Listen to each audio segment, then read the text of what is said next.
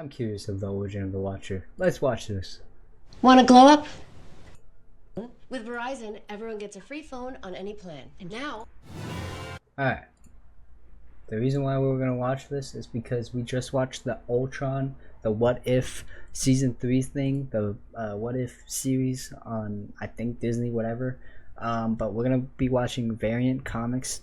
I will link everything down below for the YouTube side of things. If I do decide to post this, I don't know if I'm going to post this one. We will see. But anyways, sorry, I should make sure I have things. Anyways, YouTube, as always, like and subscribe if you enjoy the video. Also, I will be linking his channel and the link to the video down in the description. You can also check out other videos like this one. But this is the origin of the Watcher. We just watched Ultron's story, and we also watched the What If episode, or not episode, but like the fight scene with Ultron and the Watcher. And I got more curious about the Watcher because apparently the Watcher is fucking kind of OP. Because I was watching the What If series, and there's like 3 other Watchers, and then the Watcher can turn other people into the variant of a Watcher, and kind of crazy, kind of OP. But also the 3 Watchers took out 1 Giga Ultron, so they're kind of OP. But yeah, let's watch the Watcher. Origin of the Watcher. What's up, my comic comrades? Today, in honor of Uatu narrating the What If animated series on Disney+, we're here to give you guys the comic book origin of the Watchers. Commissioner Gordon, Jeffrey Wright, is voicing the Watcher for the MCU's first animated series, but we're going to tell you who his character is and where the Watchers come from. And everything you need to know, if you will. Having said that, Marvel's What If animated series isn't the first time the Watchers have popped up in the MCU. We actually first saw them listening to Stan Lee during his cameo in Guardians of the Galaxy 3 Watchers. Volume 2. Oh, so these are the 3 Watchers, by the way. I saw them in the What If series. They're pretty cool, I can't lie. I don't know who the new, we follow one of the Watchers. They have all the names and stuff. So I'm checking my TikTok right now, so give me 1 second. Just gotta make sure everything looks good and shit. And my hair, yeah, fuck it, I like it. Alright, let's go. So it's going to be fun to see their role expand in the Marvel Cinematic Universe. But before we dive in, we want to thank Raid Shadow Legends for sponsoring today's episode. Okay. Sponsors.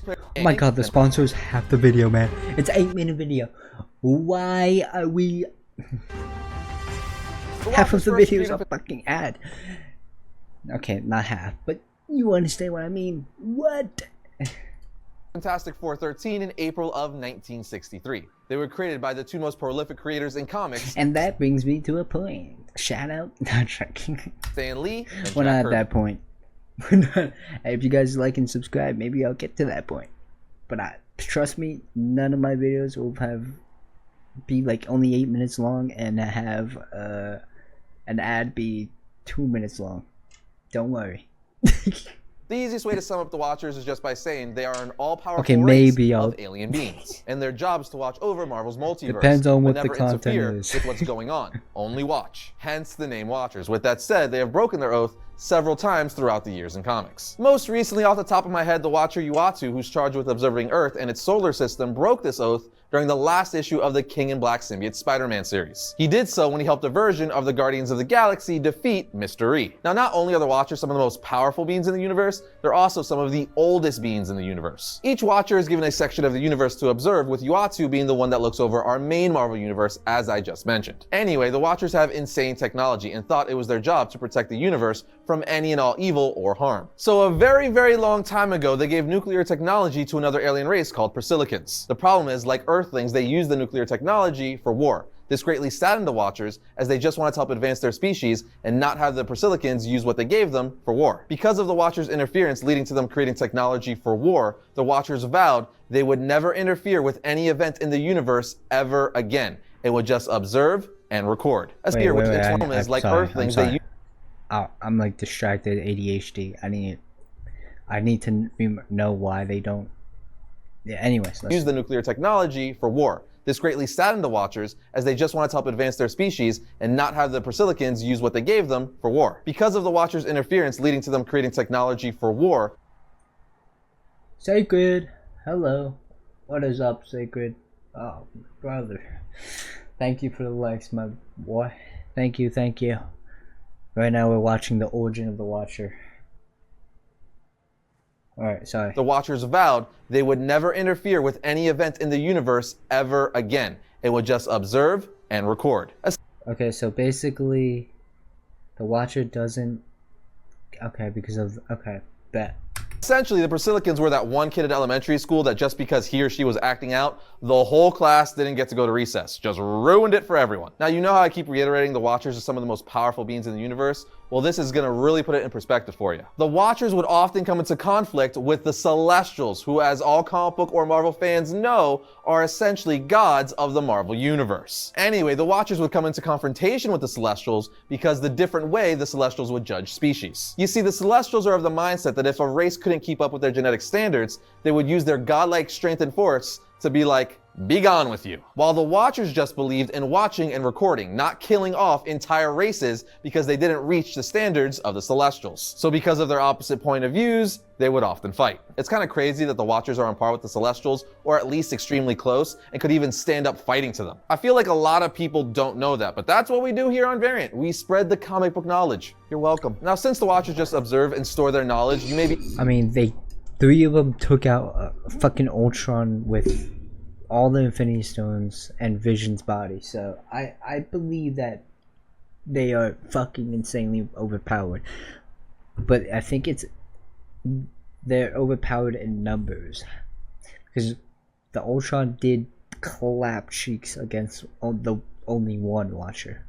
Asking, well, where do they store their collective knowledge? Do they just keep it in their big heads? Is that why their heads are so big? And I mean, I'm not really sure why their heads are so big, and quite frankly, it's kind of rude of you to point that out. But I do know they store their collective knowledge in something called the Cyclopedia Universum. In it is stored the collective knowledge of every Watcher who ever lived.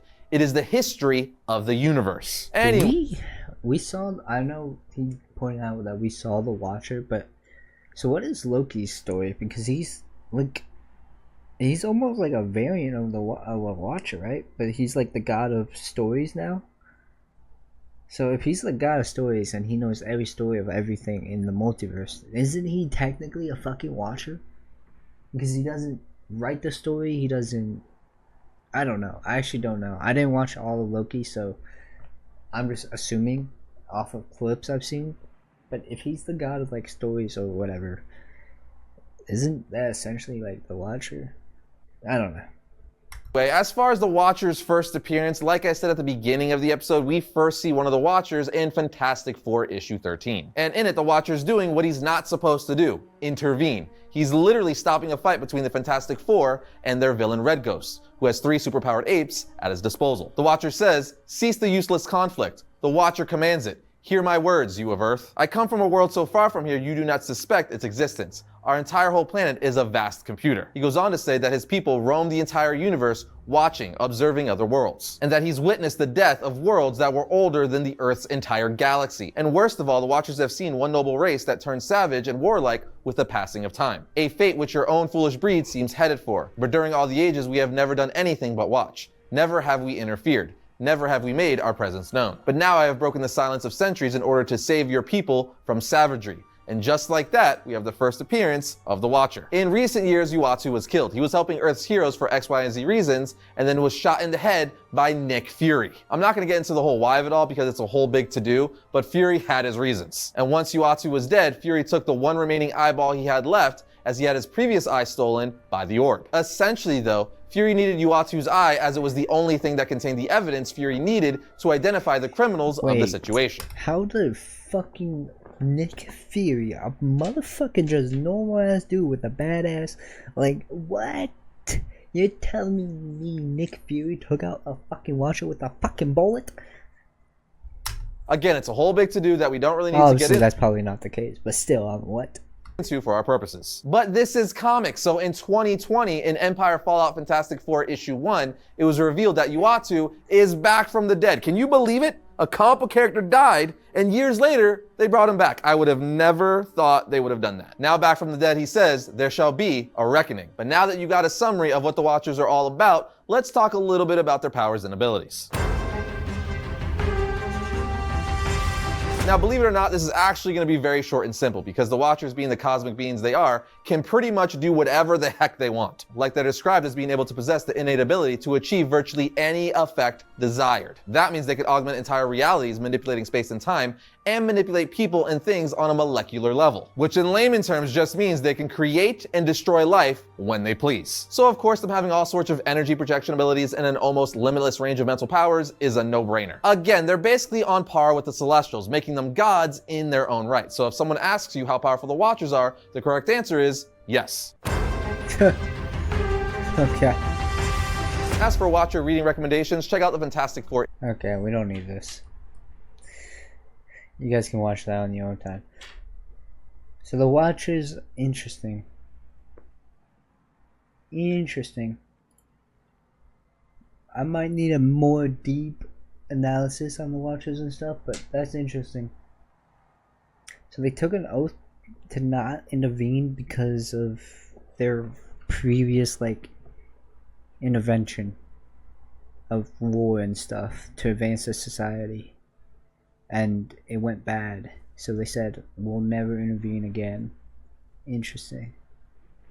And then there's a motherfucking guy named Udatu, whatever his name is, who loves intervening.